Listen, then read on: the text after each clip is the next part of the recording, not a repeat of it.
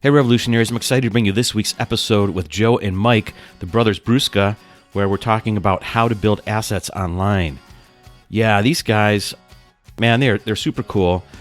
They got a great story about how both of them were able to leave their 9-to-5s.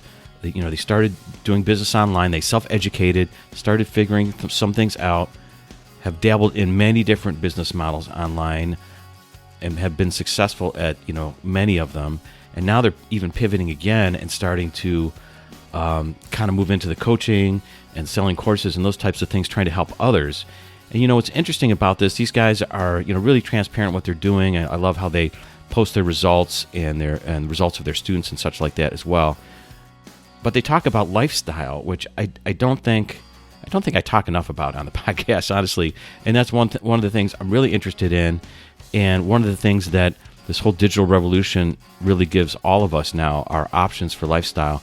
And they talk about, they address sort of why they're shifting their business a little bit and trying to keep their lifestyle in view. You know what I mean? Not working themselves into another overwhelming job that requires, lots of hours, lots of stress, etc. So, listen to the episode. You get the idea of what they're talking about, but it's really cool that they wanted to bring that topic up and address it, and it's one that I need to start talking about, I think, a little bit more as lifestyle. Anyways, but before we get there, speaking of lifestyle, so it's in the evening here when I'm recording this intro, and I felt like I needed, just a little pick-me-up or something. It's been a long day for me, and so I recently bought some root beers at the store. Just went out grocery shopping for the first time in probably about 8 weeks or something. Actually went into a store and reminded me, I'm looking around, I'm like, oh, I haven't had root beer in forever, seems like. So I thought, you know what, let me grab one.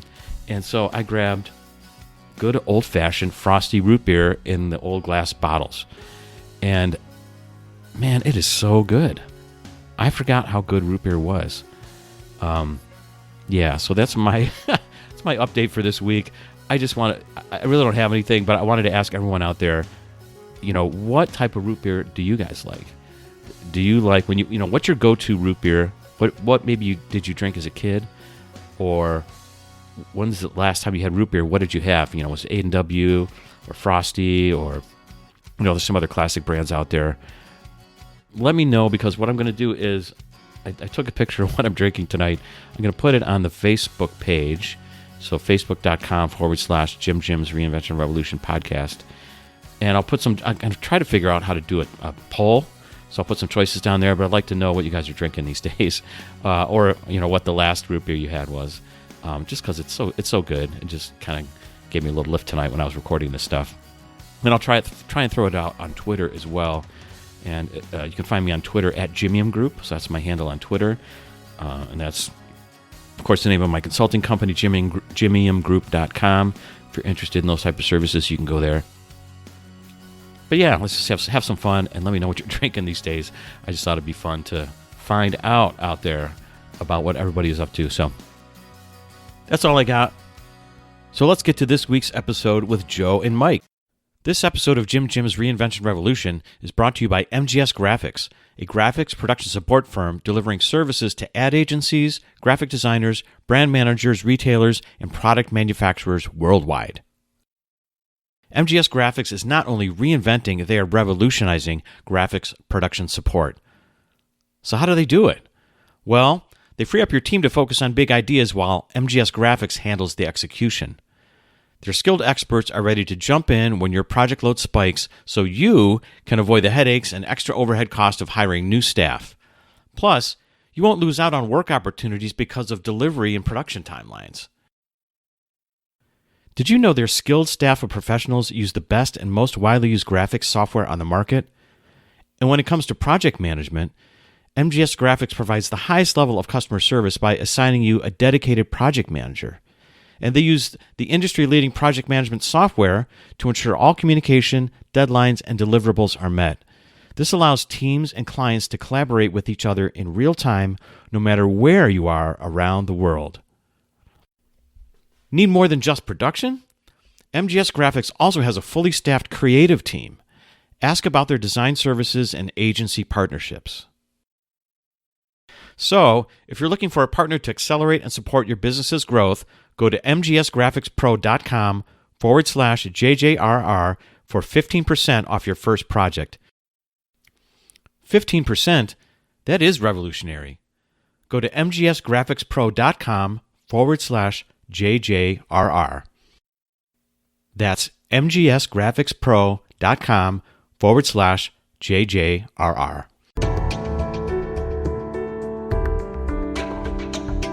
Welcome to Jim's Reinvention Revolution podcast, the show that explores reinvention in the digital age as it relates to career, creativity, and technology. Stay tuned for interviews with professionals, entrepreneurs, and creatives that have reimagined success and are making a pivot. If you'd like to listen to the entire back catalog, visit jimreinventionrevolution.com for instant access. And now, here's your host, Jim. Hey everybody, this is Jim, and welcome to episode 70 of Jim's Reinvention Revolution podcast. And I'm talking today with Joe and Mike Brusca, and we're talking about how they've been able to pivot out of their regular day jobs and into building assets online. So, brothers, welcome to the Reinvention Revolution. Thanks for having us, Jim. Hey, well, thanks for coming on. And I say brothers because you guys obviously are brothers, and that's kind of another interesting part to your story. But before we dig into it, I wanted to kind of remind everyone, I like that the name of your business is Building Assets Online. And I got interested in your story because I think it's a great reminder for everyone, especially now in this COVID situation that we're in, to think about the online world a little bit differently and to think about really what are you building and how are you going to build it as we go forward, as technology continues to kind of creep into our lives and take over the world. And building assets online is a really great perspective to have. That's what I'm doing with the podcast. That's how I got into thinking about the online world with, a few years ago when I started studying dropshipping myself, which is some of the things that you guys do. But before we get into specifics of any of the business models, maybe we can start with you, Joe. Tell us, just give us an overall view of all the different business models you've been able to dig into and been successful at over the last few years. Yeah, sure. So it actually started with Amazon FBA, but not maybe the type of FBA that you're familiar with. Oh, by the way, just to not to correct you, but it's build assets online, not building assets online. So just in case anyone is confused. Yeah. Okay. Great. That's okay. So we started with FBA. Well, I started with FBA, and it was basically just buying stuff and flipping it. So I would buy stuff from yard sales, Walmart clearance section, Target clearance section, and I would send it into Amazon because I'd get it for really cheap. It's called retail arbitrage. Right. And I was still working at the time, and that's really how I made my first dollar online. And I was able to generate actually a full-time income from that. So that was good. So I actually quit my job in the midst of doing that because I really didn't want to work anymore, and I didn't even really have a future planned for online business. I just thought, hey, this is working now, so so I'm not going to go to work. Okay. And then the next thing I did was publish like a series of coloring books with it was CreateSpace at the time, but now it's Kindle Publishing paperback. Okay. So that was the next thing I did, and that at the time that actually did really well, and those coloring books still make me, $100 to $200 a month today, and they've been up for like 5 to 6 years. So, and then I started doing Kindle fiction publishing, which I'm sure we'll talk more about. So I won't get too into that. And then we started building e-commerce stores using drop shipping, high ticket drop shipping, where we have relationships with domestic suppliers. And then we started making affiliate websites, or they make money from showing ads on the websites. And then we started making websites that point to our dropshipping stores, and these websites rank organically in Google. That's the whole way they get traffic. Right. And then we started doing the podcast and the YouTube show, and that's been the culmination of Build Assets Online. Right. Well, yeah. Well, we'll definitely get into that later in the episode, but thanks for that kind of just overview, because it's just when I think about it, I mean, I've tried a couple of these things, and it's a big learning curve for me. And that's kind of why I started the podcast, to kind of I felt like I needed to reinvent myself to kind of figure out all of this stuff. It's been amazing. You've been quite successful at many of these things and know a lot about them. But what I wanted to ask you is, now that things have changed around a little bit under this whole COVID situation where we've had this shutdown, and there has been some impact on some of the online business models. Maybe you can talk about what's been going on with your businesses or how they're being affected. Mike, maybe you can take that one. Yeah, and before we get into that, I think it would be important to talk about like why we actually wound up doing things the way that we did, because if you listen to what Joe just said, it sounds kind of ridiculous how, we just kept moving on from one thing to the next, to the next, to the next. Right. But people need to keep in mind that was really over the course of 5 or 6 years of consistently learning and really just trying to apply new things, because we both started doing Kindle Publishing back in 2015, and I had quit my job from Kindle Publishing. Joe had just bought a house. I think that was his main income as well. And then Amazon essentially suspended us they basically made a rule change, and in a draconian fashion, they kind of suspended everyone who was no longer following that rule. Okay, this is within the universe of Kindle Publishing now. This is within the universe of Kindle Publishing. Okay. But is that the only business you had going on at that time? Yes. Okay. So I basically had all my income potentially taken away from me. Wow, so that's huge. And so we were in a similar position to many people now, because we kind of had this abrupt change where all of a sudden, our steady income is no longer steady. And so we had to actually formulate a way to begin to diversify what we're doing. And so we still make money through Kindle now. We actually do really well with it still. We were able to turn that around, but it sort of impacted us to really know that we need to not be dependent on one type of income stream or have all of our income coming from Amazon. And so that really inspired us to learn how to execute on a bunch of different business models. I see. And we also understand that they all fit together. And so it kind of works to make your assets more valuable when you go to sell them. So you were asking about the impact of these things. Right. What's being impacted right now? Yeah. I know some people were on Amazon FBA. I think they just shut some of the, shipping, some of their capability down for a few weeks there. I think it's back open again. But you tell me, what's been your experience? So for some of our drop shipping stores, revenue has actually shot way up, just to way new levels that, probably doubling revenue, tripling. Mm-hmm. In other stores, it's kind of stayed stagnant because it's more of a B2B type thing. I see. But, in our affiliate stores, those were really on the rise, and I think they took a bit of a hit because Amazon put in affiliate commission changes during this time. I think they decreased the rates. Is that right? Yeah. So yes, they decreased the rates in the middle of this, which is a bit nefarious, but nonetheless, that happened. Was there any particular reasoning why did Amazon state any particular reasoning why they changed the rates at this moment in time? Was it based on COVID, or there was just something they were doing anyways? Do you know? I mean, they always have a trend of cutting the commission rates. A lot of people build when they start building their first affiliate sites. Amazon is kind of a go-to because their affiliate program is, number one, super easy to use, and number two, there's so much on there, so you can go for a wide variety of different keywords to rank for in Google because there's so many different product types. So really, it's endless. You can kind of make an Amazon affiliate site about anything that they sell on Amazon. I see. But I think during the COVID situation, they were probably going to do it anyway eventually. But it's I think they've basically used their affiliates over time to build up what they are today. Mm-hmm. And with COVID, it kind of got to the point where they don't want to pay a 5 to 8% commission on toilet paper or whatever the commission rate was. Right. Because people are just going there anyway. I see. A lot of things are sold out anyway. Right. So I think that was a big part of it. But yeah, I think, it's on the downward trend in terms of, at least in a few of the prominent categories. So I see. Yeah, they don't give a particular reason ever, but I gotcha. Yeah, I was just curious. Maybe it was because of the traffic situation where they're thinking hey, if we lower the commissions, we'll tap down. I think they got overwhelmed a little bit in terms of certain product categories and said, hey, if we tap those down, maybe that'll just help kind of just the flow of everything a little bit. I don't know, just a little speculation there, I guess. But I think they just wanted more money. And to be honest, like Joe said, they've been doing this for years now. So it's kind of a weird time to do it.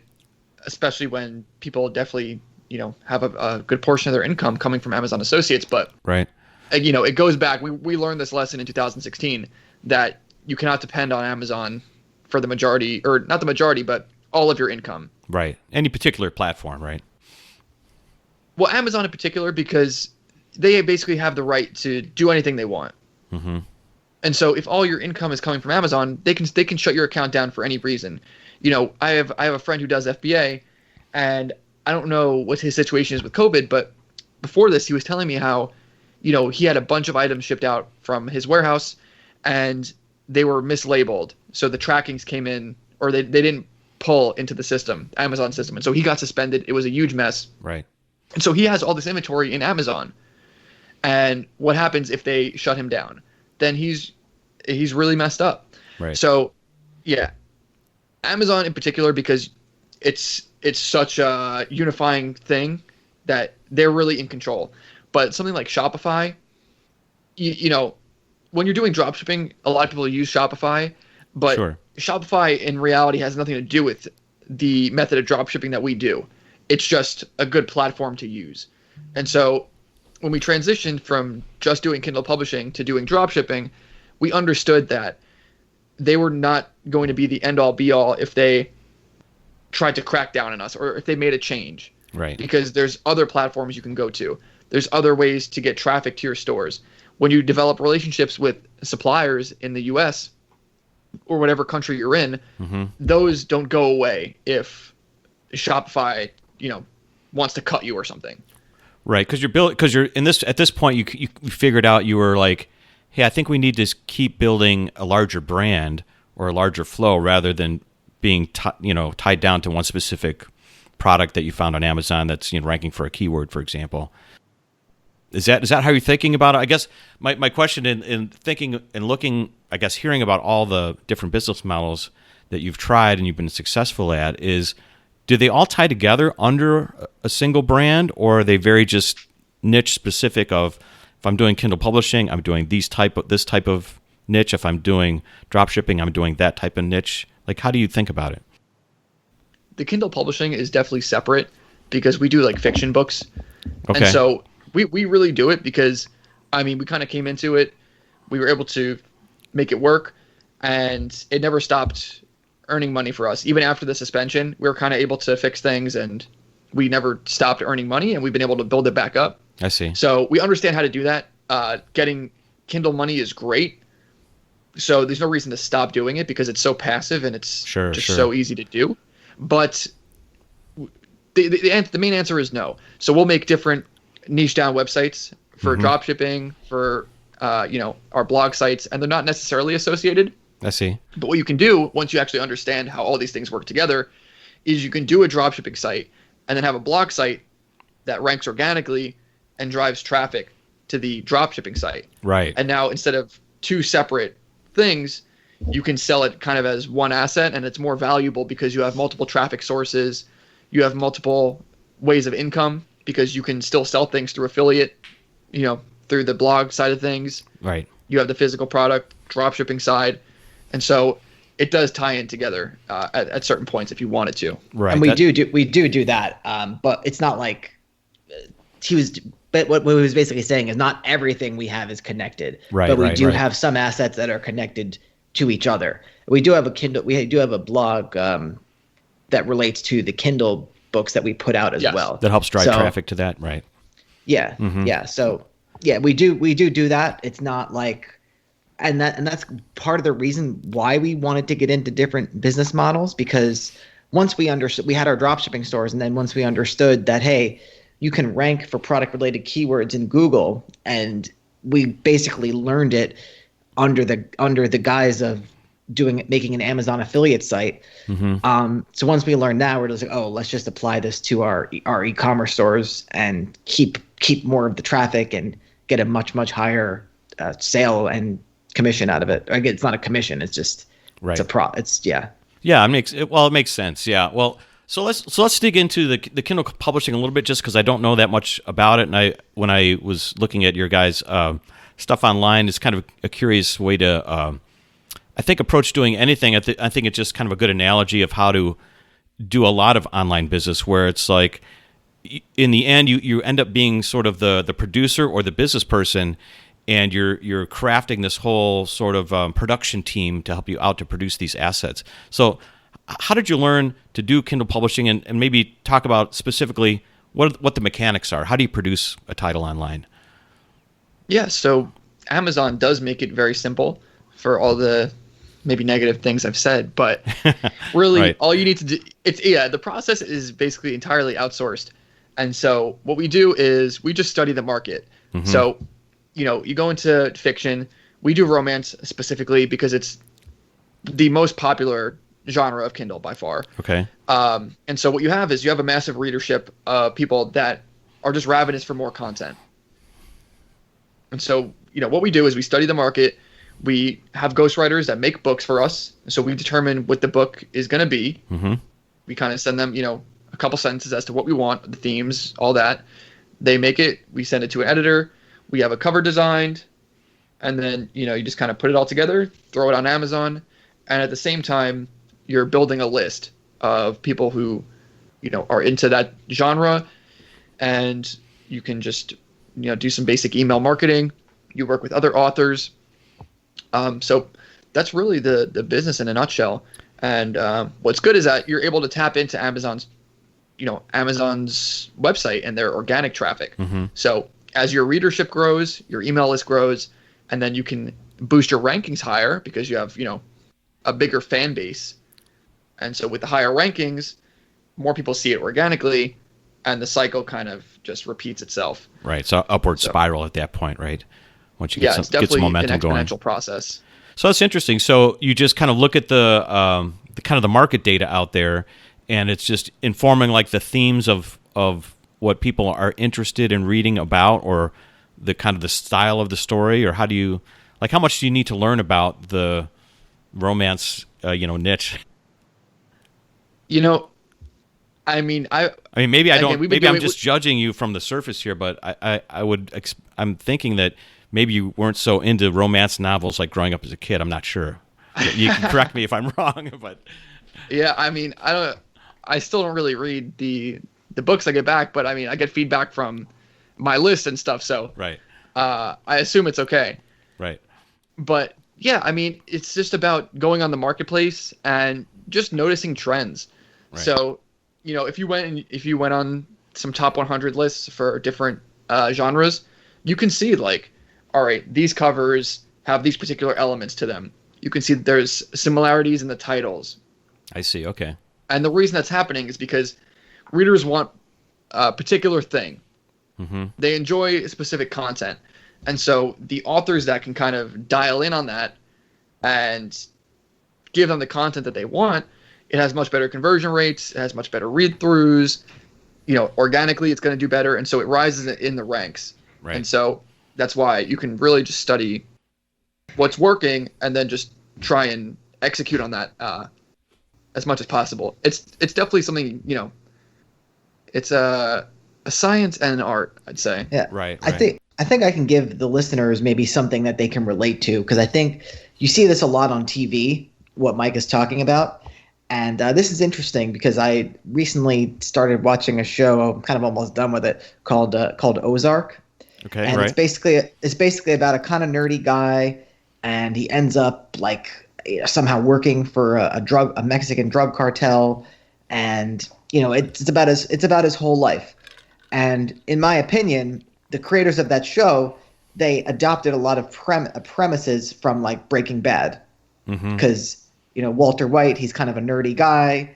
He ends up getting involved in selling drugs, working with a cartel and all that stuff. Right. So it's kind of similar to that. It's how, like maybe Game of Thrones comes out, and then suddenly you see an influx of medieval type shows on Netflix, and people even start watching like even like shoulder things about the genre. Like I remember after watching Game of Thrones, I was like watching like a show about Queen Victoria, just because it's not even that similar, but I guess it gets you interested in the themes. Yeah, and that style of genre, exactly. Yeah, I was going to say like the movie industry. That's a good analogy, Joe. of kind of just how the trends go, and if you can serve the need or serve the trend out there, it's great. It's works for you, rather than trying to fight it or be too creative. That's pretty interesting. Well, you know what? I want to rewind a little bit because you guys have these insights about the markets, insights in technology, but you didn't start out this way, and I'm kind of curious as to what you were doing before you got into the online business world, when this is just maybe 5 or 6 years ago when you started, and what drew you to it, and how'd you get turned on to it? Because I know I think both of you have backgrounds in food science or in the food industry. I know Joe does, but maybe Joe, you can answer. No, that. I did chemical engineering. Oh, chemical. Okay, sorry. Yeah, I had it. So how did we develop? I mean, it was just really putting our feet to the fire and giving ourselves no choice. Like when I quit my job, I mean, I wanted to be a pro gamer. I was playing a game called Dota at the time. Okay. And, at some point I realized that it's probably not going to happen for me, whether it was my own innate abilities or I just didn't have the correct mindset to do it at the time. Mm-hmm. But then I kind of realized that, hey, I don't want to go back to work, so I have to figure out like what else can I do here? And then as I got along, I guess my mind kind of opened to, especially once Mike got involved, because Mike he has a good ability to really see the big picture of what we're doing. I see. Okay. So it kind of opened the possibilities of, hey, maybe do I not only have to not go back to work, and make a regular salary, but maybe I could do something much more and achieve something that's like totally life changing. Maybe I'll never have to work again. Right. And so once it was just the process of doing different business models and realizing that they're really scalable if you put your mind to them and you understand enough about them. If you can sell, if you can make $1,000 online, you can make 100,000. Right. And if you can make 100,000, you can make $1 million. And if you can make $1 million, why can't you make 3 million or 5 million? So that's really where the transformation took place, I think, was just seeing what was possible that I had no idea that it was possible before. Because you're not, right. I mean, again, growing up, you're not really, people tell you, oh, you can be whatever you want, or right. you can do, but it's not, they don't really give you much information beyond that, which I think is the issue. They don't give you the nuts and bolts of how to define what it is you actually want, and then the steps you have to go through to get there.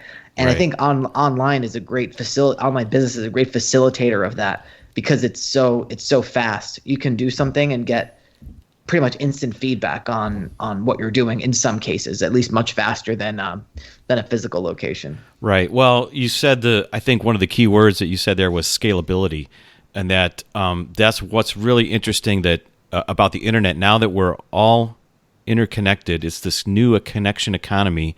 It's taken maybe the first 15 years of the internet since the 90s to kind of get it to scale, to get things up to speed, so you can do streaming, and so you can be connected and do all this content creation.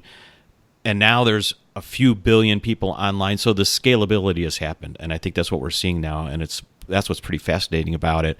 Well, but I want to dig into this a little bit further, because you went to school, and I think you told me you had a master's degree. Like, you're working at your job. What was it about the job that you just thought, like, I want to do something else? I mean, I think it's interesting for people to understand where the mental breakthrough comes from, or where the vision comes from. And maybe, Mike, you can chime in on this too, since it sounds like you had some of the vision there as well. Well, I think Joe should go first, because, okay. Obviously seeing him do it, that's because, usually people don't do it because they don't know about it. Right. And so Joe kind of quit his job first, and so it makes you believe it's a possibility, okay. or at least it's worth trying. Right. And so Joe, correct me if I'm wrong, you had just wanted to retire early, and so it was going to be all about just saving money. Oh, is that what really in your mind, that you were thinking about, how do I retire early? Well, it wasn't. So for me, I tend to be very focused on the negative outcomes. Okay. And so when I was at my job, like I would just constantly think about all of the bad things that like came along with it, like waking up to an alarm clock, Right. Really not having my own schedule, getting home, especially in winter after a 45-minute commute and it's dark. Mm-hmm. I spent all day in a building and now it's dark when I got home, and just basically, cooking dinner, maybe doing something fun for an hour and then going to sleep. So Right. I just remember when I was at my job, like that's all I could think about. And I would just walk around the office. It was a pretty big building. I remember just walking around the office, like, I don't know, there was just thinking there has to be a better way. Like I was looking at all the other people and like they looked, the people that were deemed successful at the company. Yeah.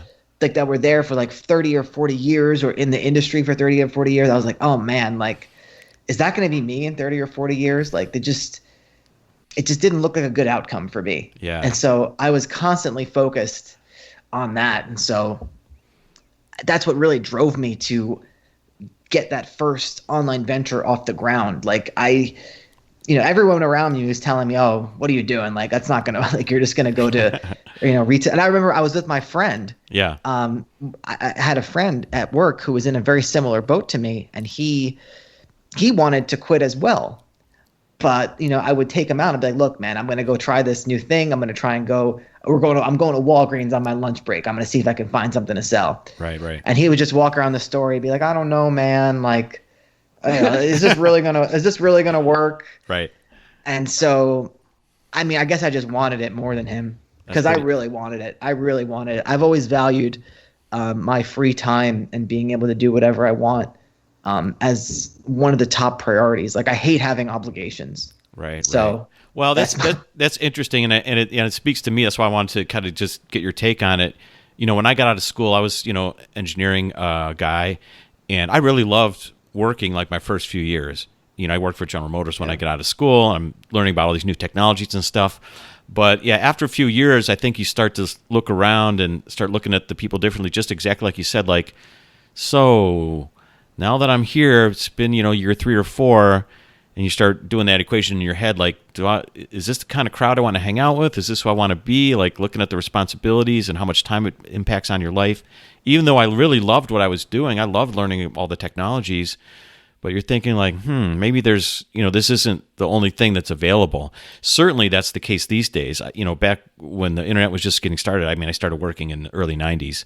It wasn't quite as matured as it is now. So it was kind of probably seen as even wilder and crazier to quit your job back then, quitting a good corporate job back then to chase some kind of, online dream when the pets.com era was happening, the early days of the internet. But interesting. So, Mike, was your experience similar to that, or you just looked at Joe and thought like, well, if he could do it, I could do it? Or what, were you having a good time at work? Obviously not, because you love what you're doing now, but how did you think about it? Yeah, I really was not having a good time at work either, but I should preface that with I went to Thailand after I graduated.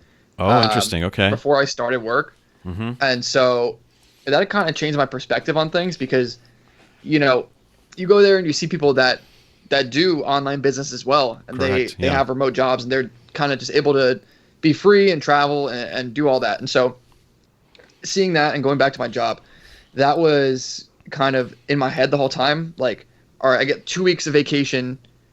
There are other 50 weeks. I have to be here in this cubicle. I got 40 years of this. It just seemed like a pretty bleak proposition. Mm-hmm.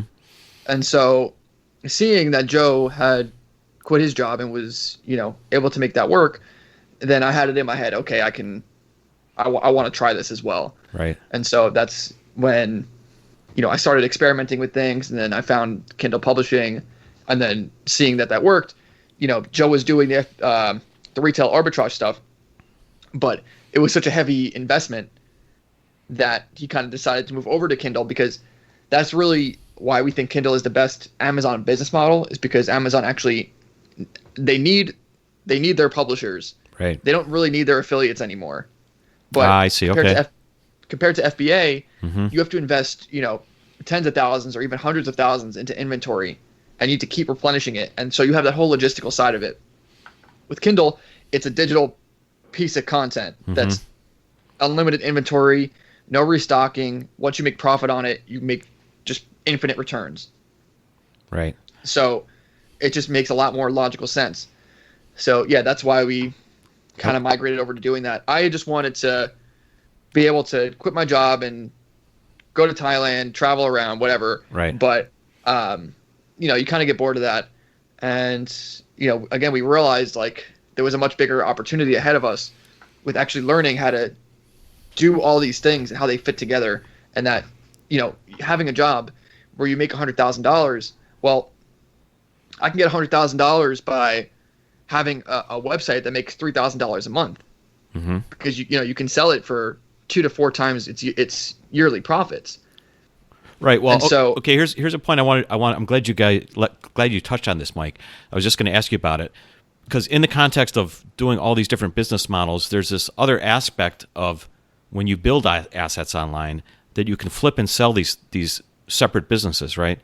So can you explain to people about that or how that works? What that is when you say flipping or selling assets?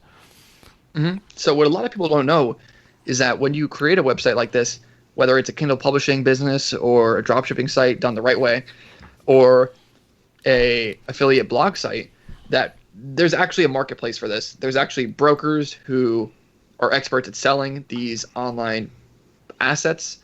And so depending on how old it is, really the diversification of it, different things, you can get between 20 and 40 times its monthly profit. And so this was really a big revelation for us because, we had built a store. It was actually making good money. And it actually became a lot for us to handle because we weren't really that experienced at the time. I see. And so we said, all right, let's just sell this thing because, so we were able to sell it. We sold it in probably like a couple of weeks. And we got $133,000. Wow. Awesome. And so we basically got a multiple year advance for what we had built. We had it for a year and a half, made all the profit during that time, and then got, a big chunk at the end. Right. But what's good is that you retain all the skills that you learned along the way. So you can just go and make a new one, or you can double down on what you already have. So in doing that, like I was saying before, versus a job, you're getting paid hourly. It's 8 hours a day. You're capped. Right. This, once you learn the skills and you can outsource things, there's really no cap, especially because the market is, the entire country or even globally, depending on what it is. Right. Well, that's the thing. There's no cap. I mean, as soon as you go kind of into this entrepreneurial lifestyle, you realize, man, there's just tons of possibilities. That's what's really interesting about it. And it's never been easier or lower cost to start a business these days, especially online. So I think it's just really, I just think it could be real fruit for people that have that mindset and that are interested in it to figure this equation out for themselves. So let's talk a little bit about kind of the more recent things you guys have been doing lately. Joe, I think you mentioned it before where you're starting this podcast and you're starting to teach some courses because of all your knowledge is starting to come together and you're helping other people build assets. So what's that aspect like to the business that you're doing now? Yeah, and I want to actually address something because when people maybe they want to start a business online and they're doing their research, there's a lot of stuff out there that is, I guess you could say like less than honest. Like people seems like they're trying to sell you on like a dream or like a lifestyle. Certainly a lot of hype out there. Yeah. So one of the first questions that people ask that are getting into this, well, they always say like, well, if you are like so successful at doing dropshipping or doing Kindle Publishing, like why would you teach it to others? Like why would you not go and whatever, like scale it infinitely? Sure. And I think it's important for people to understand that the reason we got into like the teaching side of things while we still operate our own business, and I can give you like the altruistic thing, which is like we want to help people, and we do want to help people, and it makes us so happy when one of our students has a success story, and we do all sorts of success story interviews on our show and our YouTube channel. But the real motivation was that we wanted to like leverage our success with it, because it took us years and years and years to figure all this stuff out. Mm-hmm. And in order for us to build a dropshipping store that could be, worth billions of dollars, it's going to change that lifestyle that we've just talked about with you. Like we're going to have to be, mm-hmm. Yeah. So we're going to have to become like a real like corporate structure. I don't mean like a legal corporate structure. Right. I mean just like a corporate structure. Like, we'd have to.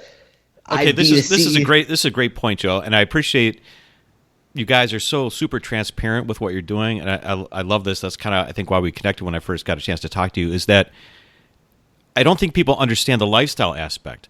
Like you guys are kind of into the lifestyle aspect where you're like, we want to make a good living, we want to have great opportunities, but you don't want to work yourself back into this 9-to-5 super corporate grind, right? And that's part of what you're describing, right?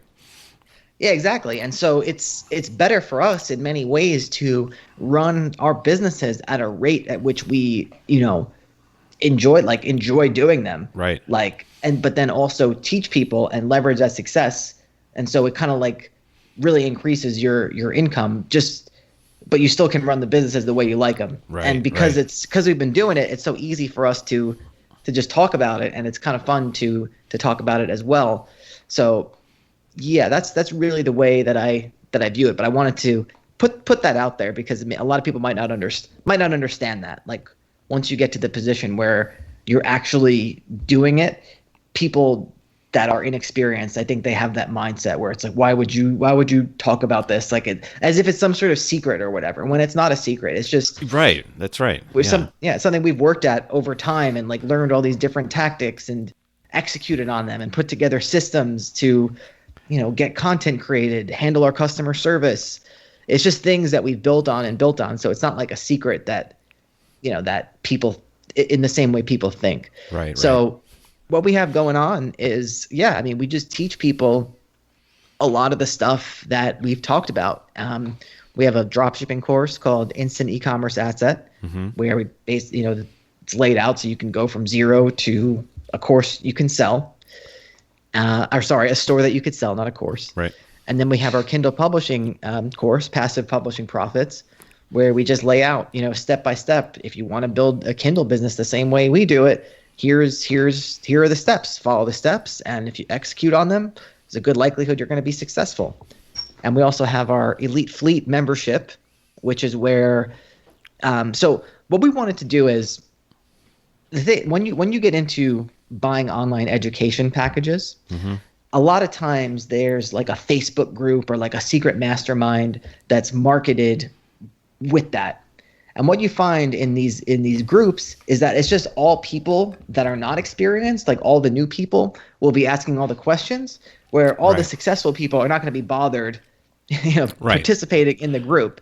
So what we created was we call it our Elite Fleet, where it's a private Discord channel, and you actually get a one-on-one like channel, like a forum thread with me and Mike. That way, anyone going through our courses can ask us questions directly.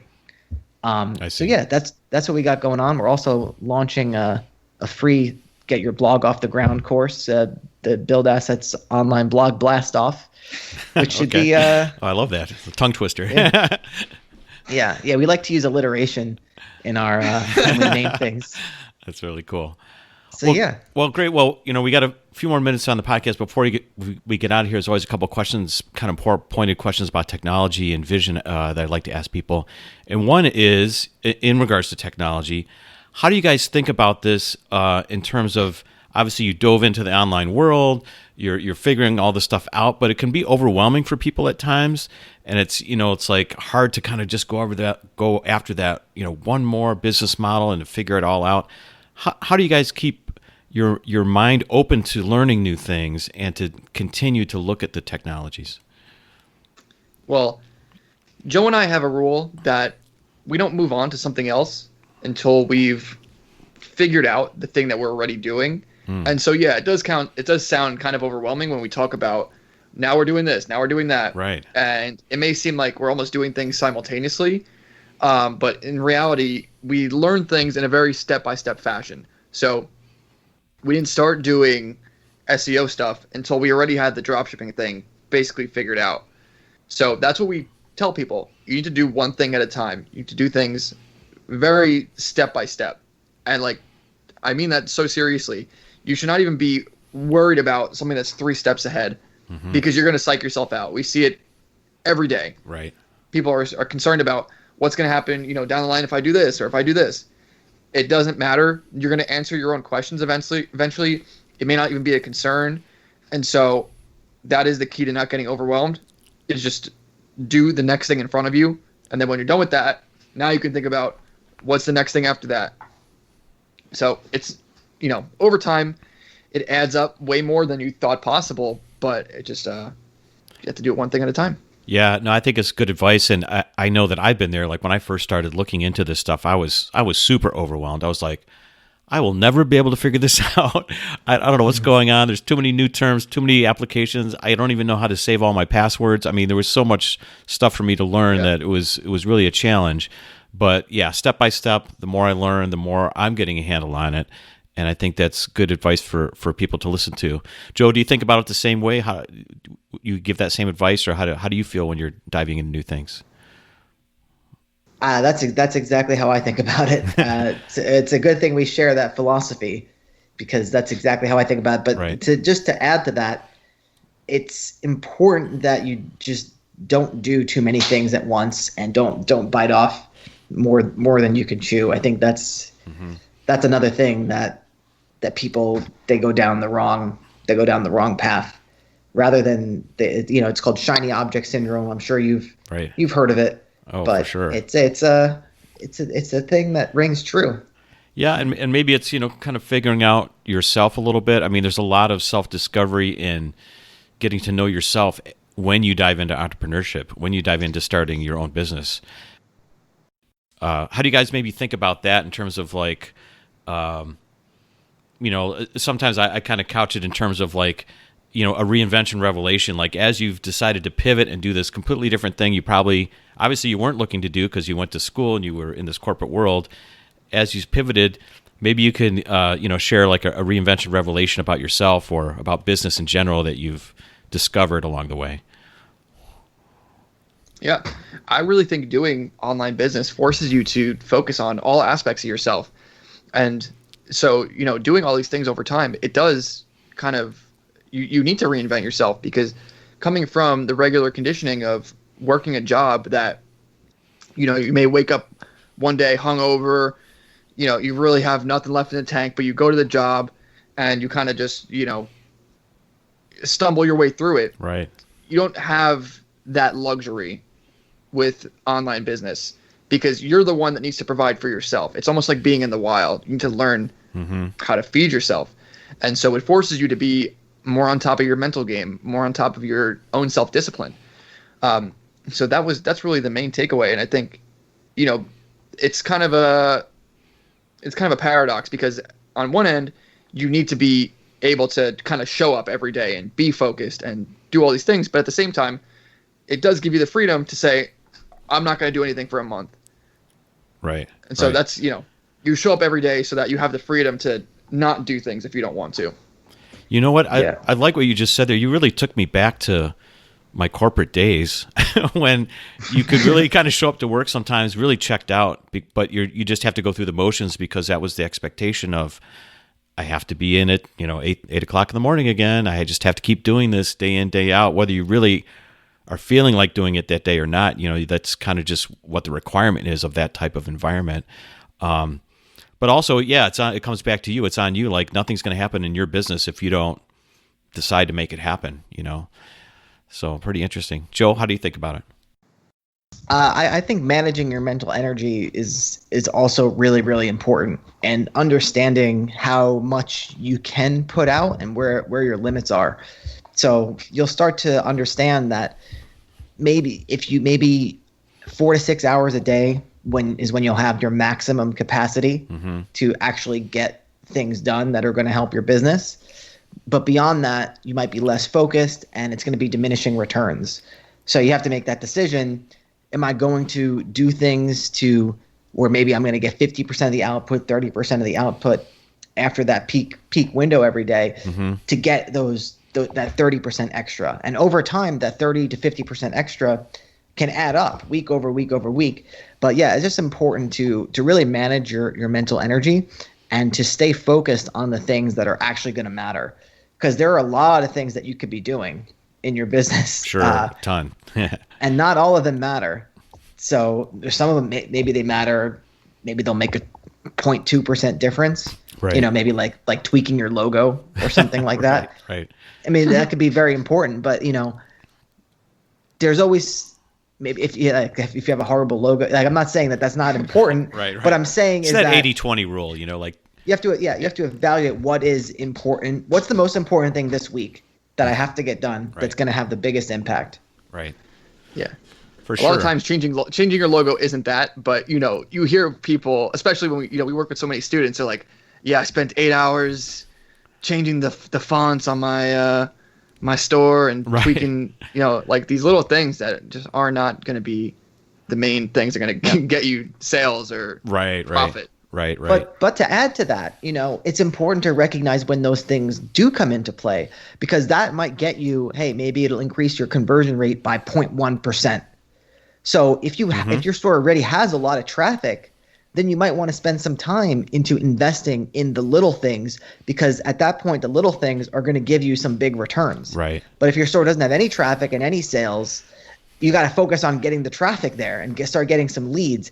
And then you can start making those little tweaks that are going to have no impact at the beginning because it's so statistically insignificant. But at the end, when you have a lot of people that can see these changes, it's going to make a big difference. So it's important to think about that and understand that. Right. Yeah, understanding what stage your business is at. You know, it's like an early stage. It's just like you got to, you know, this action of just doing something, getting it out there is more important than having it look perfect, et cetera. So, yeah, really cool. Well, guys, it's been awesome having you on the show today. If people are more interested in reaching out to you, finding out more about what you're doing, checking out your YouTube channel and all these things, where would they go? What should they do to find you? buildassetsonline.com/playbook is where you can get access to our free course where we kind of walk you through our worldview of online business. So yeah, buildassetsonline.com/playbook. And when you visit buildassetsonline.com, there'll be a menu at the top, and also on the homepage, there's links to the YouTube channel, to the podcast. So it's pretty easy to find once you go to our website, buildassetsonline.com, or you can just search for it in YouTube and Apple, whatever you want to do. Sounds great. You guys got any, Twitter, any other places to go, or you just go to the website and they'll find all those other things, right? I'm kind of half-heartedly working on an Instagram where we syndicate our YouTube clips. I see. Okay. But just the website is really the best place where you can find the YouTube channel and the website are really the main places where we're at, and of course the podcast universe. Right. It's kind of like we stream the podcast live on our YouTube channel, and then it goes to Apple Podcasts and all that stuff. So very good. All right. Well, I'll definitely be checking it out. And if people are looking at the website or find this episode, of course, their links will be in the show notes. So you can go to JimJimsReinventionRevolution.com and find it there, or go to buildassetsonline.com, right, /playbook. Playbook. Okay. Very good. Well, Joe, Mike, it's been awesome, man. Thanks you so much, and really appreciate you spending some time and sharing your expertise and sharing your vision, because it's super, super important to kind of just be able to keep opening your mind as the world keeps spinning in this crazy technology-oriented way. So thanks so much. Thank you, Jim. Thank you for listening to Jim's Reinvention Revolution podcast. If you want to hear more, join our mailing list at jimjimsreinventionrevolution.com. See you next time, and remember, the revolution has just begun. So dig in, embrace the process of reinvention, and start realizing the success you've always dreamed of. Hey revolutionaries, if you enjoyed today's episode and today's guest, let them know by commenting on their Facebook page, finding their Twitter handle or Instagram feed, and letting them know you heard them on Jim's Reinvention Revolution podcast, and tell them what you got out of the episode, what you really liked, or how they inspired you. I know they would get a kick out of it, and will help others find the same value that you found.